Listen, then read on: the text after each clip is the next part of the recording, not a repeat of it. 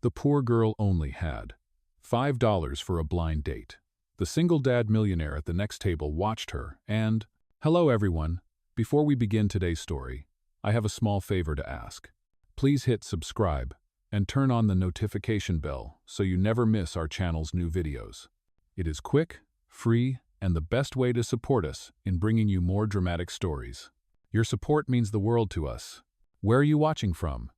Drop your city or country in the comments below. Thank you very much. Now, let us return to our main character. Eliza Clark pushed the heavy glass door of the luxury restaurant with both hands. It was the kind of place where chandeliers sparkled like falling stars, and even the smell of the polished wood felt expensive. She stood for a moment at the entrance, shifting her worn sneakers against the marble floor. Her cardigan was faded, her dress thrifted, and in her bag rested exactly $5 in cash. She whispered under her breath, "Please let him be real. Please let him not order wine." "Oh," the hostess approached with a practiced smile. "Reservation?" Eliza's voice caught, but she forced it out. "Table for Andrew? 2 people?"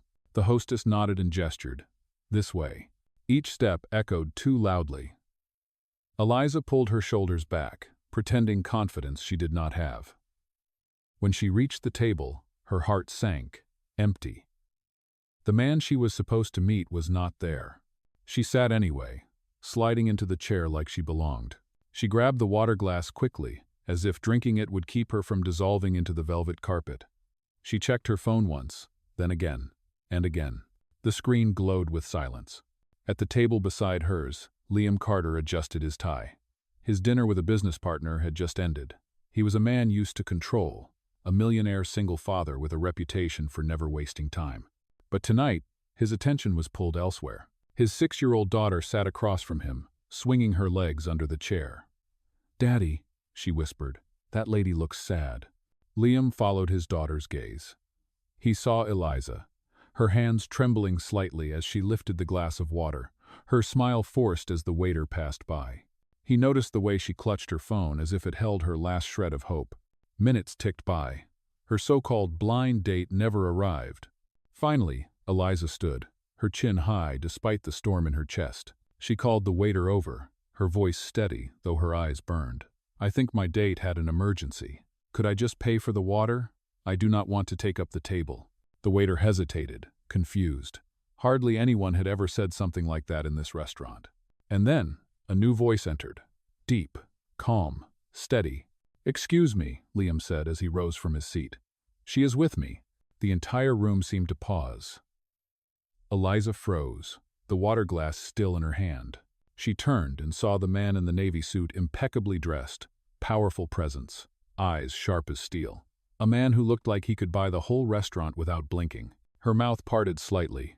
I think you must be mistaken." Liam's little girl smiled brightly, waving at Eliza. "Come sit with us." For a heartbeat, Eliza thought about running. But something in the child's innocent eyes and the man's unreadable expression made her stay rooted to the floor. The waiter looked between them, unsure. Liam gave a single nod, the kind that ended all questions. Slowly, Eliza walked toward their table, her pulse pounding. She sat down, folding her hands in her lap, trying to keep her voice calm. "I do not know what is happening right now." Liam leaned closer, his voice low but firm. "Neither do I, but I could not watch you sit alone any longer." Eliza blinked, speechless. And just like that, the girl with $5 and the millionaire single father were seated at the same table, 2 worlds colliding under the golden lights, with no idea how much their lives were about to change. Eliza sat stiffly in the chair, every muscle tense.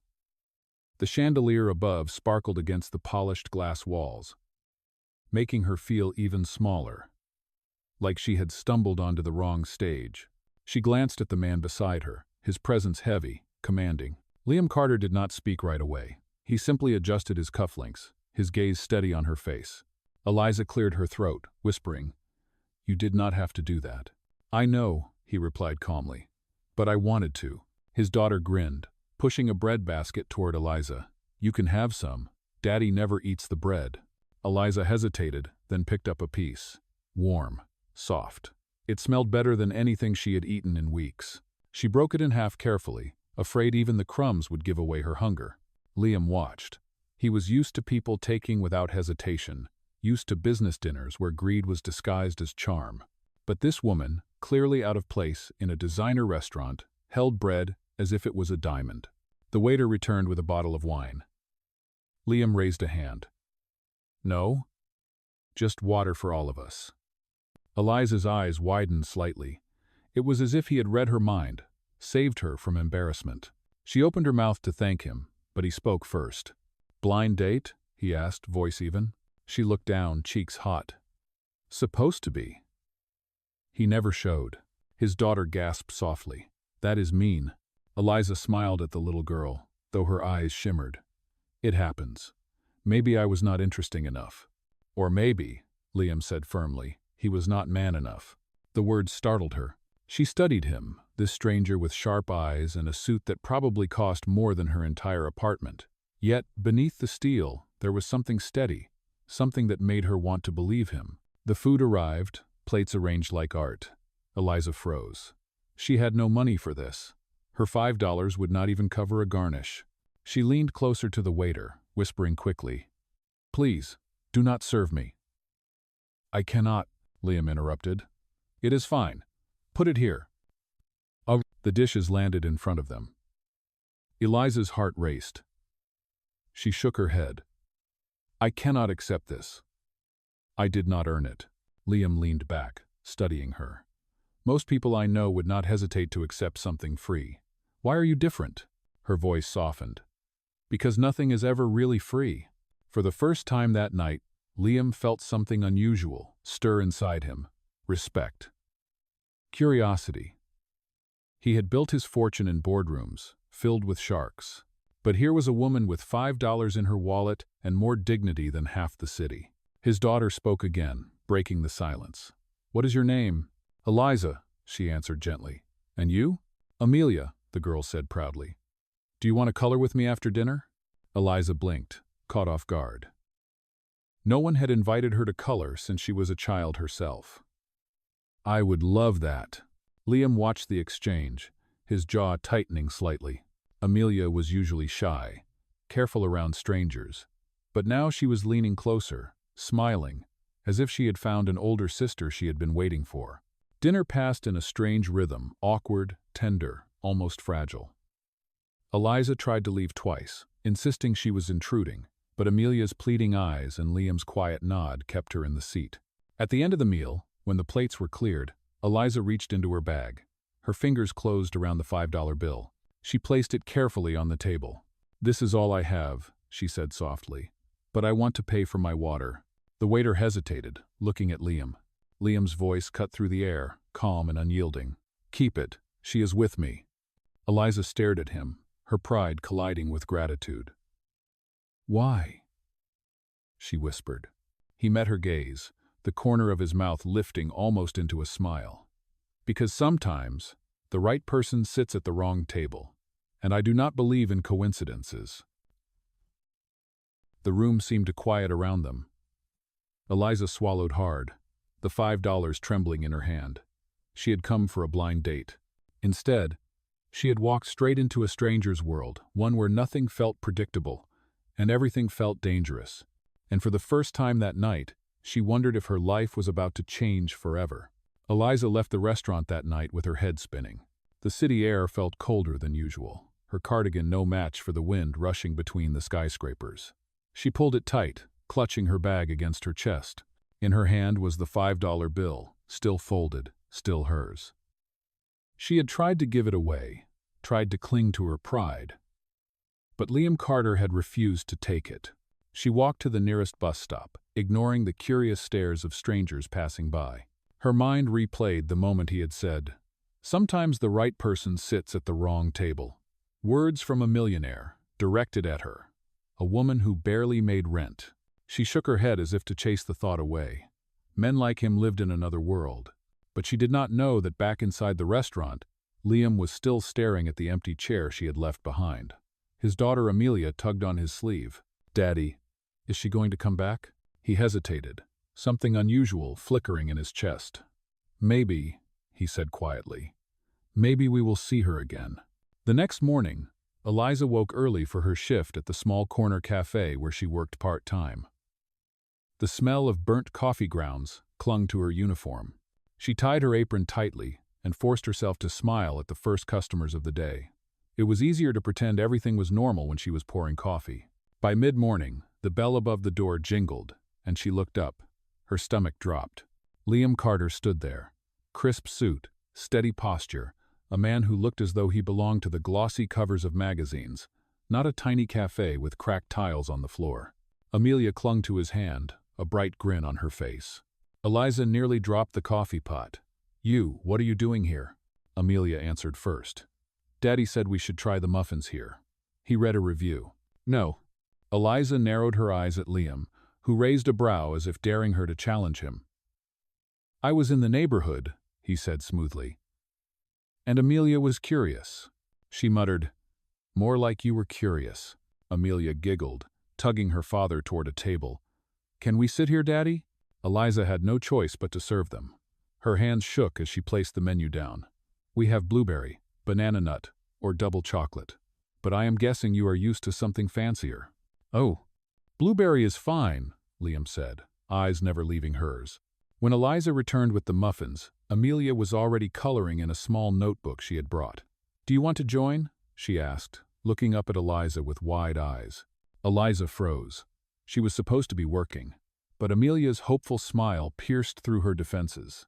She slid into the chair for just a second, picked up a crayon, and began shading the edge of a flower. Liam watched in silence. He saw something he had not seen in years, his daughter laughing freely. No walls, no hesitation. And the woman sitting across from her, with thrifted clothes and tired eyes, was the reason why. When another customer called, Eliza jumped up, flustered. "I need to get back.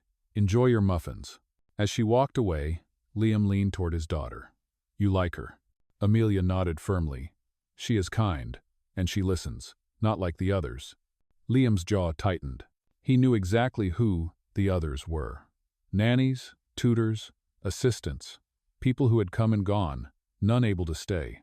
But this girl, the one with $5 to her name, had made his daughter smile in less than a day. By the time Eliza finished her shift, Liam and Amelia were gone. But on the counter, under her tip jar, she found something unusual. A folded note, not money, just words written in neat handwriting. "Sometimes the wrong table leads to the right door. Elsie." "Oh." Her heart pounded as she read it. She tucked the note into her pocket, torn between anger and something far more dangerous, hope. For the rest of the day, she could not shake the feeling that her life had already taken a turn she never planned for, a turn that might not let her go back to the quiet, invisible existence she had always known. That night, Eliza sat at the small wooden table in her apartment, the folded note from Liam resting in front of her. The words stared back at her, sharp and impossible to ignore. "Sometimes the wrong table leads to the right door." She pressed her palm flat against it, torn between laughing at the arrogance of a rich man and admitting how it had made her heart race.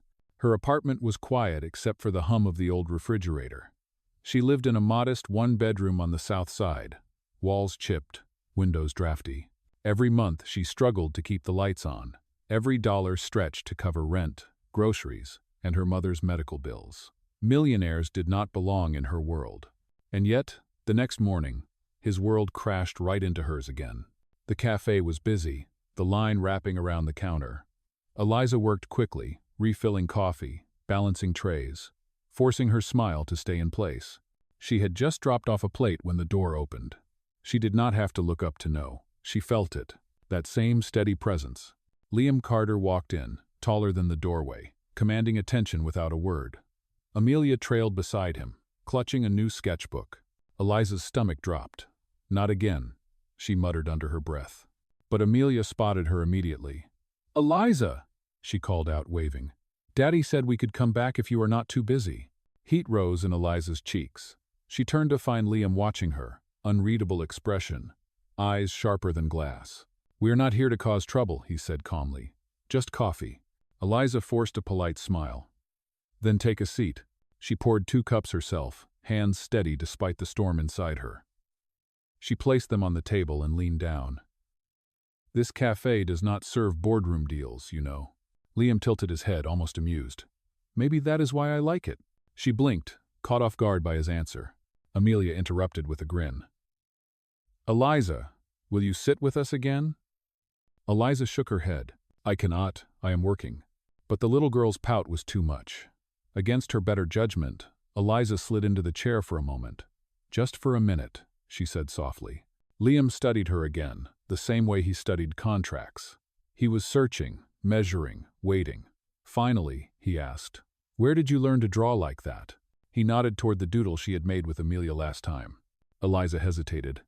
I studied art once, before life got complicated. Amelia's eyes widened. You are an artist? Eliza smiled faintly. Not anymore. Now I serve coffee. The words tasted bitter on her tongue, but she said them anyway. Liam leaned forward. People do not just stop being who they are. Circumstances change. Talent does not. She froze, unsure whether to be grateful or offended.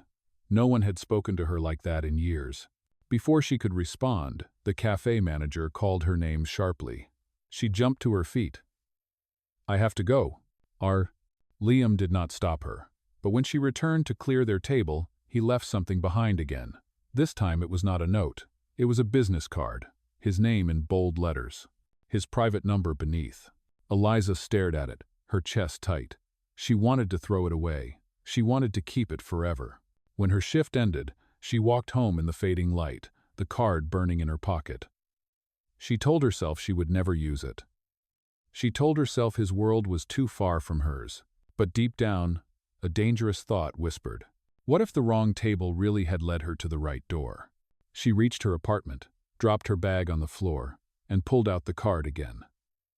Liam Carter. Millionaire. Single father. A man who had already changed the rhythm of her life without even trying. Eliza sank into her chair, staring at the card under the dim lamp. She should throw it away. She knew she should. And yet, her hand refused to move. The next morning, Eliza stood in front of her bathroom mirror, brushing her hair back into a plain bun. Her eyes drifted to the small card lying on the counter. Liam Carter. The name seemed too heavy for her tiny apartment. She had told herself she would throw it away. She had promised herself. Yet there it was, untouched, waiting. Her phone buzzed with a reminder from the pharmacy, her mother's prescription. She sighed, counting the bills in her wallet. Not enough. Never enough.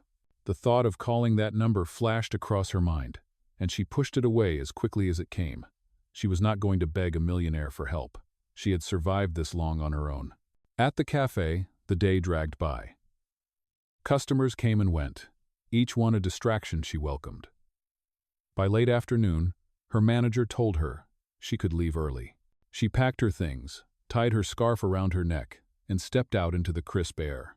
She had just rounded the corner when a familiar black car pulled up to the curb. The tinted window slid down. Liam Carter's eyes met hers. Get in. Her breath caught. Excuse me? I am not asking twice, he said evenly. She crossed her arms, standing her ground. You cannot just order me around. I am not one of your employees.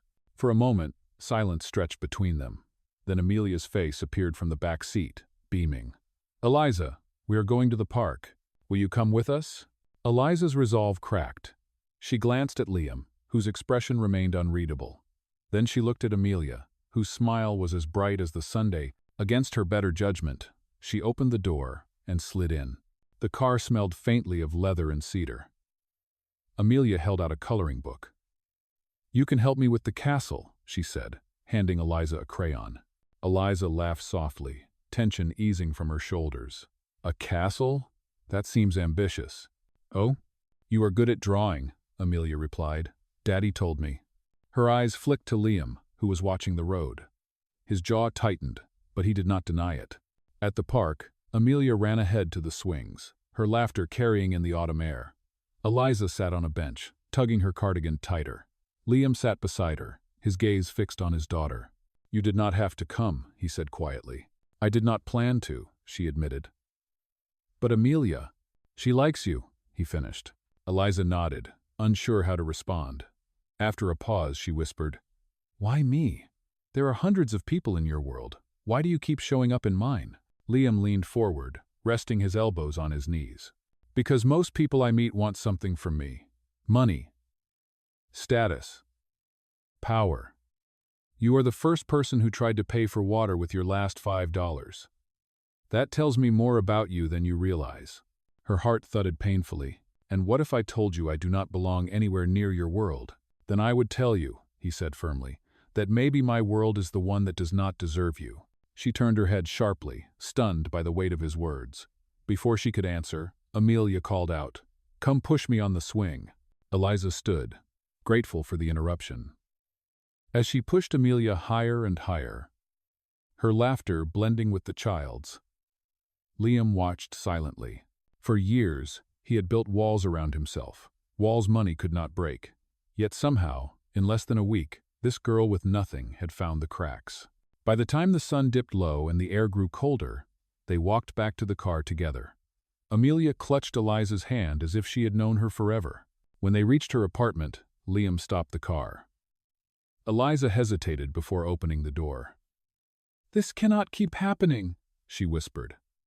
"Our worlds are too different." "Oh." Liam's voice was low, almost a challenge. "Or maybe they are not as different as you think." She slipped out, closing the door firmly behind her. But as she climbed the stairs to her apartment, her pulse still racing, she knew one thing for certain: no matter how hard she tried, she was already caught in his orbit. And walking away was not going to be as easy as she wanted it to be. Eliza could not stop replaying the scene in her mind. The folder, his voice, and the card with those infuriating words written in bold strokes. She had pushed it deep into her pocket, but somehow it felt heavier with each passing hour. By the weekend, she decided the only way to move on was to bury herself in work. The cafe was busy, which left her no time to think about Liam Carter. Or at least that was what she told herself.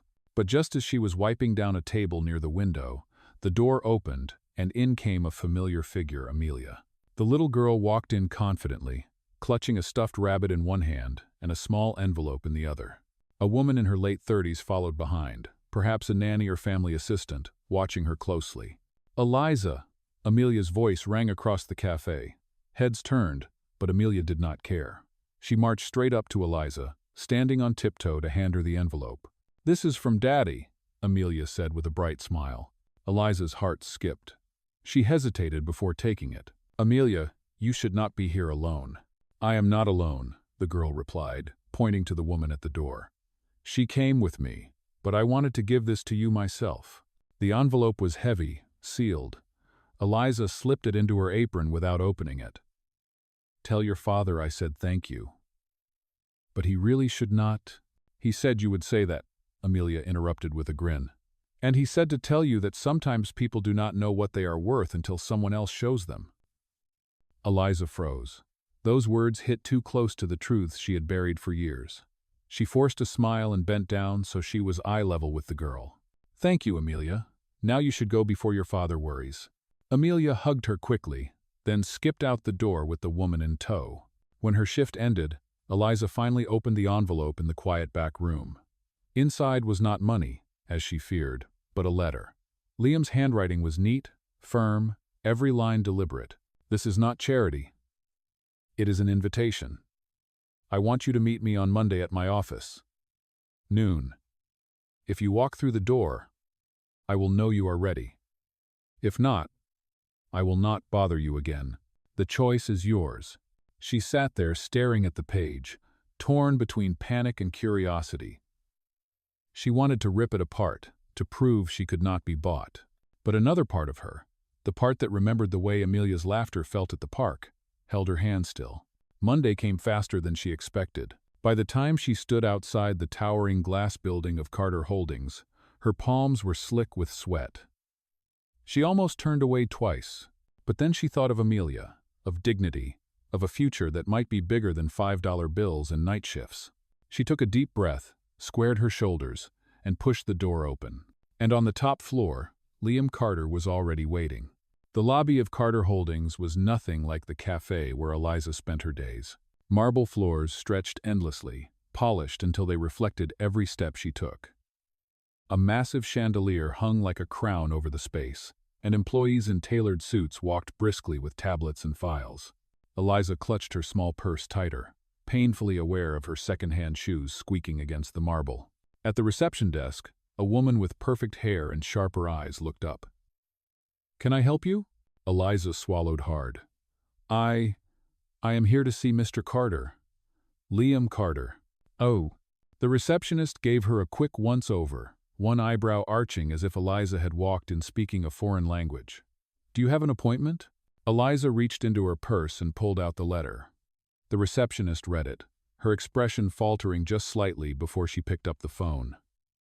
A murmur, a nod, then she hung up. "Top floor. Mr. Carter is expecting you." The elevator ride felt like an eternity.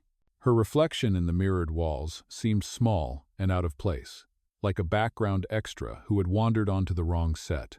She whispered under her breath, "You do not belong here, Eliza. Just walk out when you can." But when the elevator doors opened, Liam Carter was already waiting in the hallway. He stood tall, hands in his pockets, a man who looked entirely at home in this empire of glass and steel.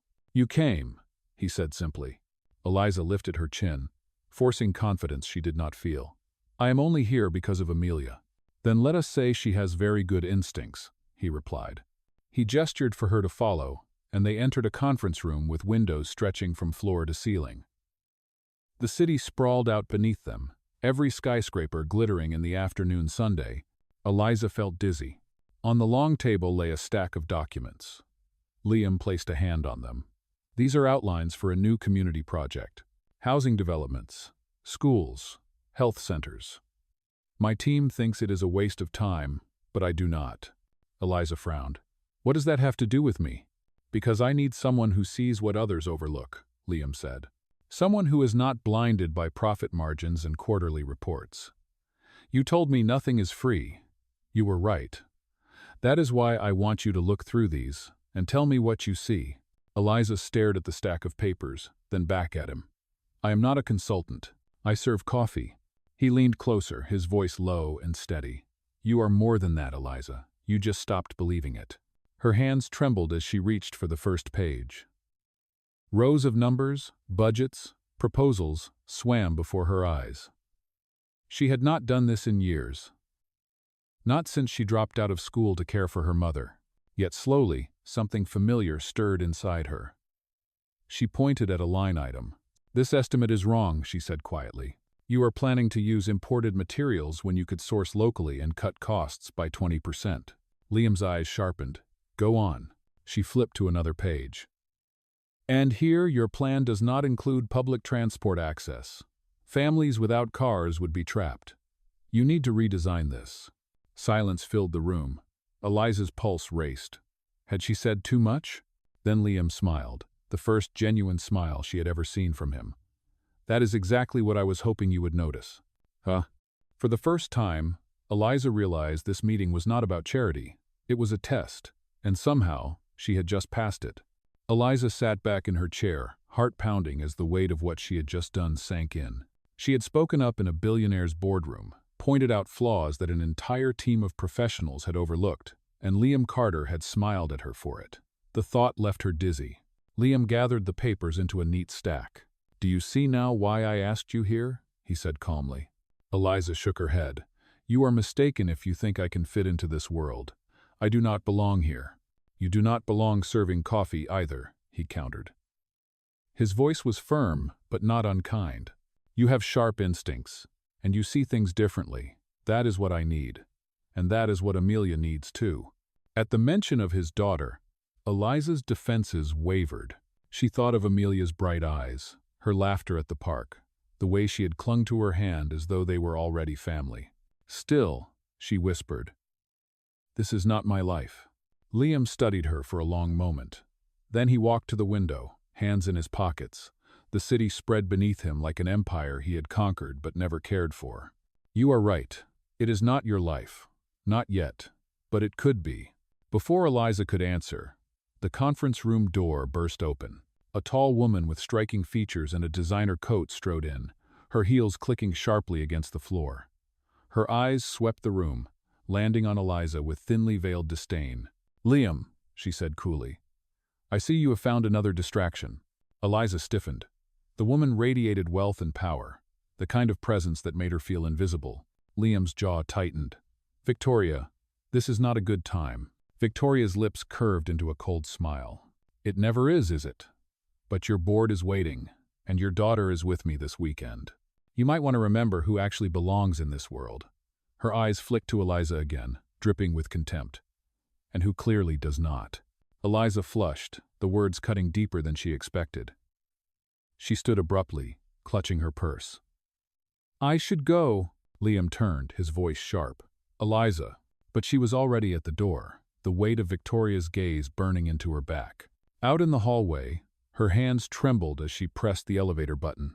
The glass and steel of Carter Holdings felt colder than ever. She told herself she would not cry. Not here. Not in front of people who would see her as nothing but a mistake. As the elevator doors closed, Liam's voice echoed in her mind. It could be your life. But all she could hear louder was Victoria's cutting whisper. Who clearly does not belong. Eliza did not return to Carter Holdings after that day. She buried herself in her cafe shifts, keeping her head down, determined to forget Liam Carter, his world of glass towers, and the cruel woman who had reminded her so clearly that she did not belong. But forgetting was harder than surviving. Every time she served a little girl a muffin, she thought of Amelia's bright smile. Every time she wiped a table, she remembered the way Liam had looked at her across those endless windows, not with pity but with belief. One evening, as the cafe was about to close, the bell above the door chimed.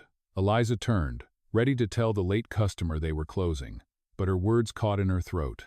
Liam stood there, no suit, no entourage, just a man in a simple coat. And beside him, Amelia held a small bouquet of wildflowers. Eliza froze. Why are you here? Amelia skipped forward, placing the flowers in her hands. Because Daddy said we should never let the right person walk away. Eliza's eyes stung. She looked at Liam, who stepped closer, his voice steady, but softer than she had ever heard it. I let Victoria humiliate you. That was my mistake. But Eliza, you were never the one who did not belong. It is me. I have lived in a world where money silenced truth. You reminded me what honesty looks like. She shook her head, overwhelmed. Liam, our worlds are too different. I do not fit into yours.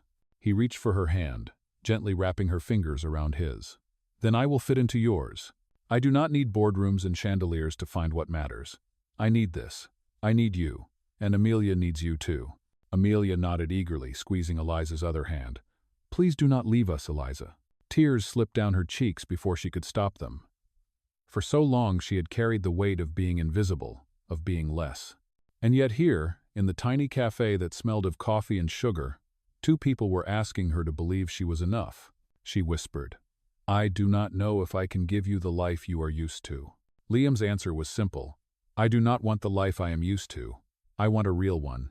Silence hung in the air, heavy and fragile. Then Eliza let out a shaky laugh, brushing her tears away. She bent down to hug Amelia, the flowers pressed between them. When she rose, she met Liam's gaze, steady and unafraid. Then maybe, she said softly, the wrong table really did lead me to the right door. And for the first time, Eliza stepped forward, not away into a future she had never dared to imagine, but one that finally felt like home.